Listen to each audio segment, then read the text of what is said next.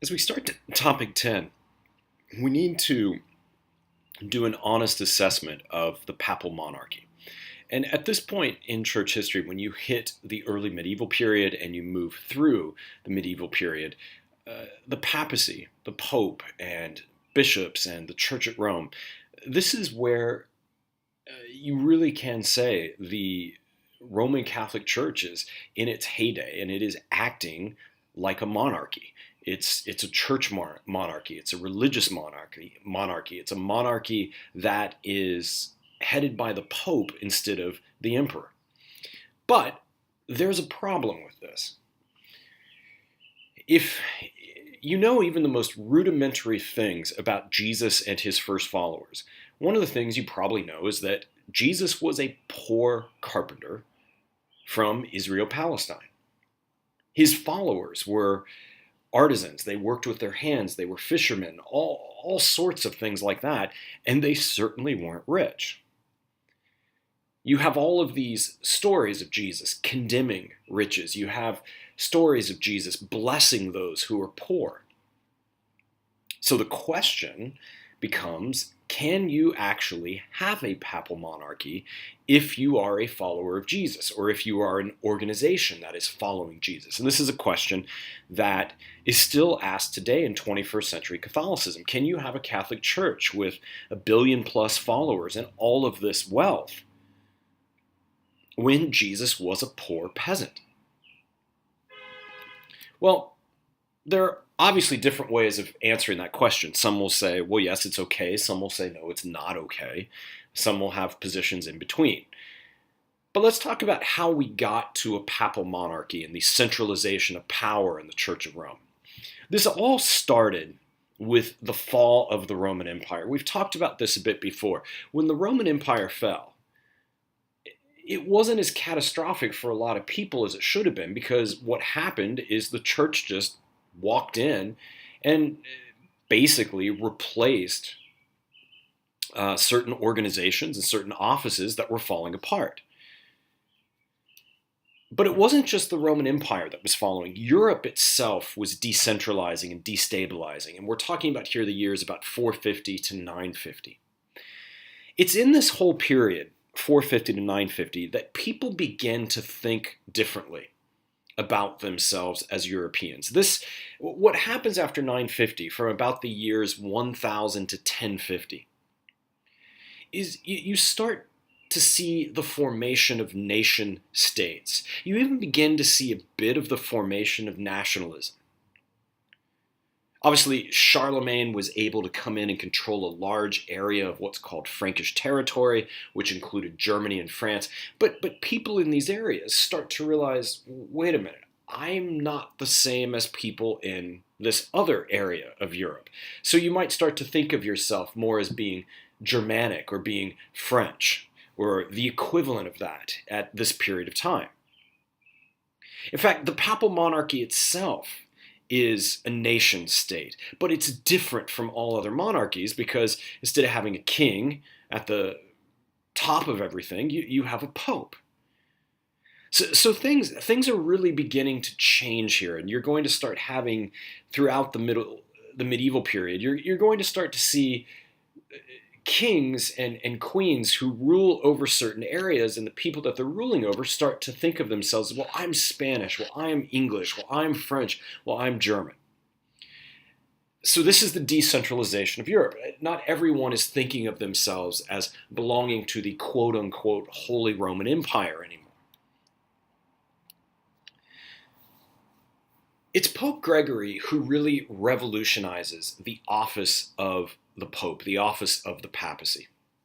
Gregory reaches way back into church tradition and Catholic tradition, and he takes both tradition and innovation, two things that are very, very important in Roman Catholicism. We've talked about this from our very first lectures.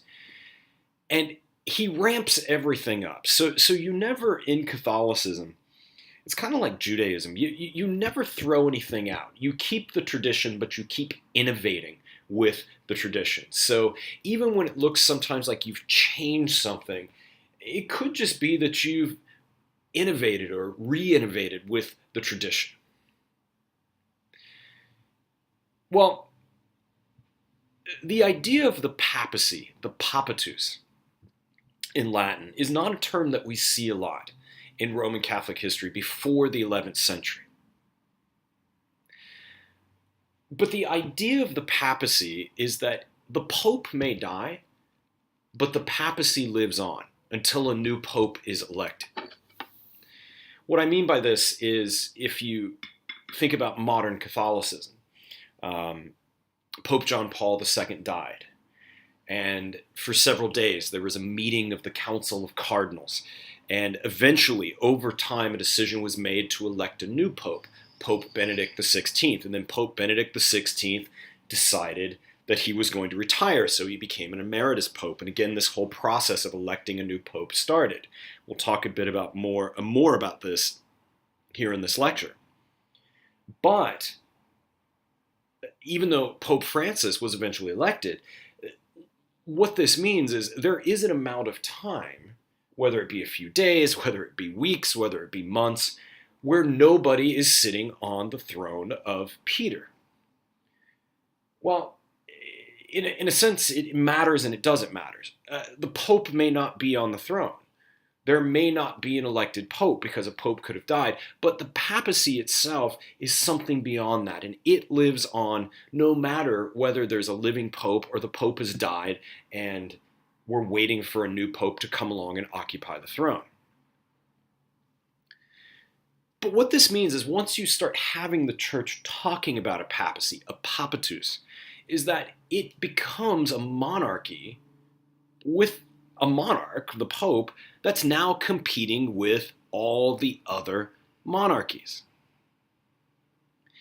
And we see some change in language here in the Middle Ages. The popes go from calling themselves the Vicarius Petri, the Vicar of Peter, to now the Vicarius Christi, the Vicar of Christ. And really that's dialing everything up. I'm not just sitting on the seat of Peter. I'm not just speaking on behalf of Peter. But now there's this sense that I'm speaking on behalf of the Lord himself.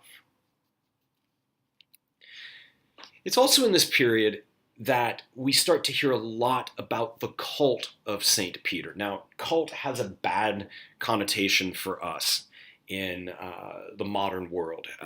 We tend to link the word C-U-L-T, cult, with occult, and think of it as having to do with satanic practices or demonic practices.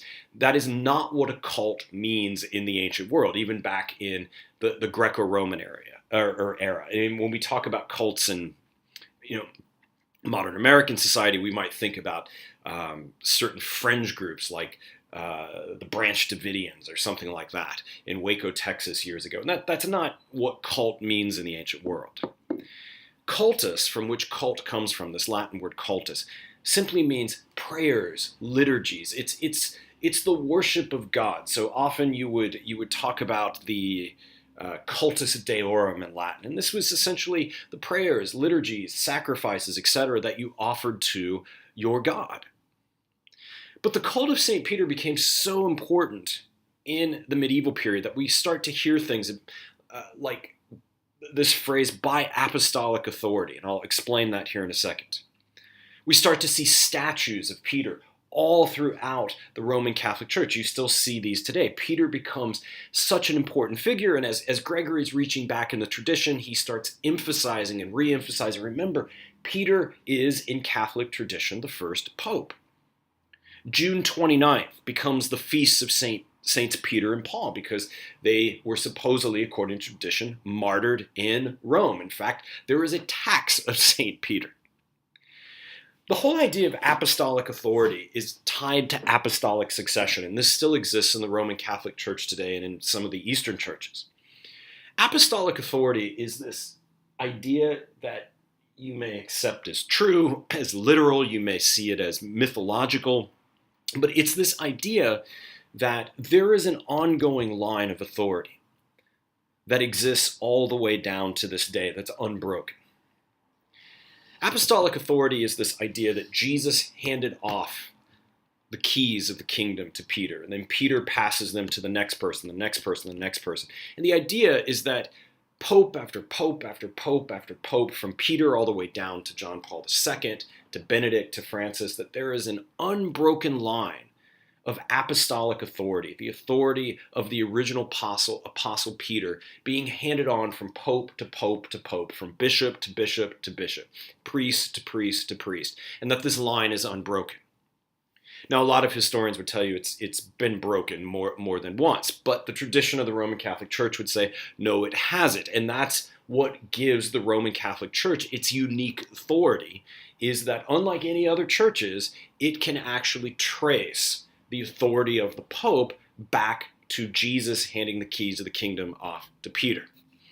And this becomes, again, part of the cult of Peter, along with the statues and the feast days, etc. And then Gregory VII does something else to revolutionize the office of the papacy. He creates, really here, a rival monarchy. He creates his own chancery. He creates the apostolic camera. He creates the Pope's, the papacy's own bank, its own finances, which is still in existence today. He creates his own law courts and starts talking about ecclesiastical canon law, is what that's called. It's the law of the church. And in fact, there are many people that go and get doctorates, PhDs, just in Roman Catholic canon law, because this is voluminous. How much canon law there is, and studying it is an art in and of itself. He creates departments that deal with religious orders, and then departments that also deal with matters of the state. I mean, essentially, again, what he's doing here in revolutionizing the papacy in the medieval period is he is setting it up as a rival monarchy.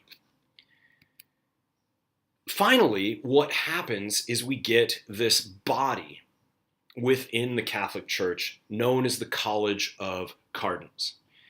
You have to be a bishop first to be elected to the College of Cardinals. And in many respects, the cardinals are supposed to be the checks and balance system to the Pope. They don't always function that way, but it's the cardinals, even down to this day, who end up ultimately electing the next Pope.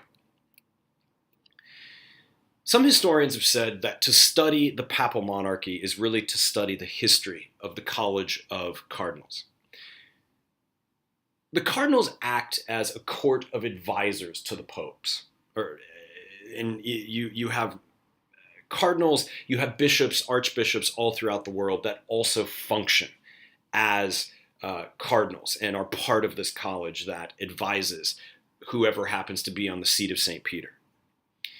When they first started out, they were, in the medieval period, they were deacons and priests from about 25 to 30 parishes within Rome, and bishops of 7 small suburban dioceses nearby. Essentially, everybody that was on the College of Cardinals when it first started out were part of the Roman Church, meaning that they were within the Diocese of Rome. Now, cardinals are always cardinals of Rome, but today, the cardinals come from churches and dioceses and parishes all throughout the world, but not when this first started out. And you can probably see what the problem is here, is that, well, this isn't equal representation. If you happen to be a bishop or a priest or a deacon, say up in England or Ireland, you aren't originally on the College of Cardinals because you're not part of the Diocese of Rome. You're from the wrong territory, the wrong city. Essentially, what's going on here is the College of Cardinals is the papal cabinet that's mirroring the Roman Senate. So, and we've seen this before, the hierarchy of the Roman Catholic Church is the hierarchy of the former Roman Empire. And this is why, and I've said this before, this is why when Rome falls, you can immediately bring the church system over to take care of everything, because it's working on the same principles already. Now, a statement comes out, a saying comes out from the Cardinal of Cardinals. You don't need to remember these Latin statements, but it's pars corporales papae and plene potestas. And what that essentially means is that the cardinals can compete with the Pope as the College of Cardinals and as the Pope's advisors. Part of the reason for this is the cardinals realized something, and the church realized something early on, is what do you do if you have a Pope who loses his mind and goes crazy? This is something that the U.S. Constitution also discusses in terms of how do you rid yourself of a president who loses his mind or goes crazy or does something that's horrible for the country? Or what do you do in the case of the College of Cardinals if you have a pope who starts committing heresy or starts denying the tradition?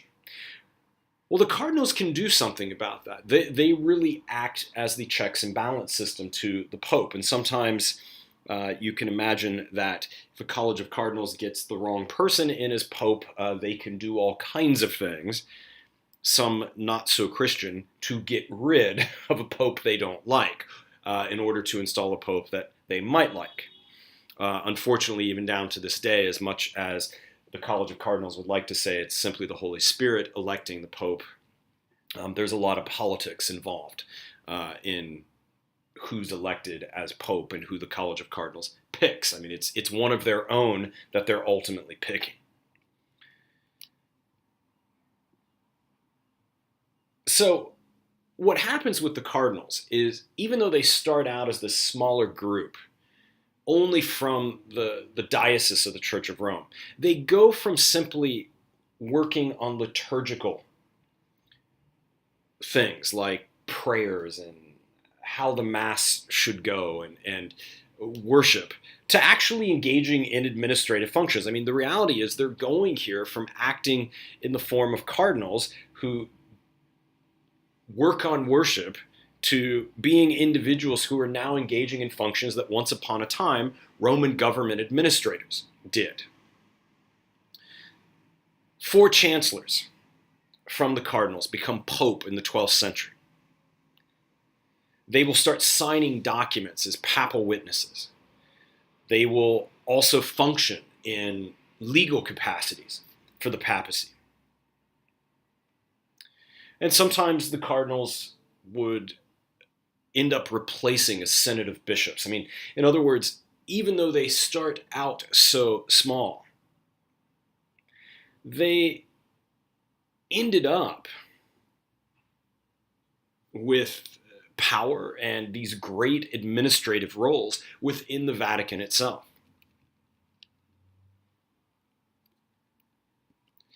Now, today, when a pope dies and a pope is replaced,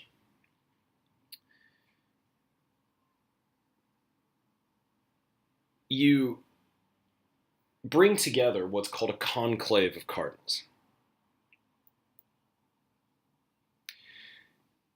According to Pope Nicholas II in 1059, the cardinals get the leading but not the exclusive role in choosing the next pope. The conclaves were established in the year 1274, and originally you only had to have a 2/3 vote in order to have a valid election. This was because of Lateran III in 1179. But what happens today is the conclaves come together, all of these cardinals throughout the world, they meet behind closed doors, and they elect the next pope. If you've ever seen images of this on TV, if black smoke comes out of the chimney where the cardinals are meeting because they write their votes down on paper, it means that they cannot reach a majority decision, which it used to only be a 2/3 vote. Now you have to have a majority vote. If white smoke comes out, it means a new pope has been elected. The power of the cardinals has certainly increased. You don't get a next pope unless all cardinals today can agree on who the next pope should be. Now, as you can imagine, what unfortunately happens today, as I'm sure back in the medieval period happened, is there are, as I said, a lot of politics involved in this. One bishop asking another bishop, one cardinal asking another cardinal for a favor, etc. As far as tradition tells it, as they meet behind closed doors, it's ultimately the Holy Spirit that chooses the next pope. The idea being the Holy Spirit is leading the cardinals to find out who the next pope should be. And it can take vote after vote after vote. It can take a very long time for this to happen. But I would remind you that we are also dealing with human beings. So often politics play a large role in the choice of the next pope. And today the cardinals really have a ton of power and a lot of influence on whoever sits on the throne of Peter. The cardinals and this whole idea of the papal monarchy did not sit very well with the eastern part of the church that's now cut off from the western part of the church. From the east, there was an Orthodox layman named Nicetas Sedes, who was one day debating the Archbishop of Milan in Italy in 1112. And Nicetas flat out said, what you've done is you've turned the papacy into a Roman monarchy. You've simply turned it into the Roman Empire. And this was a disparaging thing to say. This was a horrible thing to say to the Archbishop of Milan. It essentially meant that the church wants its own empire, and it wants to be what the Roman Empire once was. Interestingly, there were voices, even in the West, in the Roman Catholic Church itself, individuals that are now hailed as saints and great spiritual thinkers and leaders, like Bernard of Clairvaux, who wrote to Pope Eugene III in 1145 to remind him, be a servant, not a lord. And this is kind of a warning of saying, look, you are turning into a monarch, and that's it. You're not being a servant of God anymore. The effects of this on the church are going to be fairly profound, because what we're going to see in the next lecture is the medieval Renaissance. This is going to be a period in the church where a lot of people say, we have to get back to the primitive church. We have to get back to the message of Jesus. And you're going to start to see a lot of individuals who sit in the pews of the church saying, we want to be free of a church that's become too worldly. Now, many people think the first Reformation was the Protestant Reformation under Martin Luther. Well, there were several Reformations that occur before the Protestant Reformation in the Roman Catholic Church itself. In fact, in a lecture or two, we're going to meet the Franciscans, we're going to meet the Dominicans. And both of these groups, these orders within the church, these monastic orders within the church, are going to try to reform the church from within because they think it's gotten too worldly. In other words, as Clairvaux said, the church is no longer being a servant of God, but the church has just simply become a lord over people.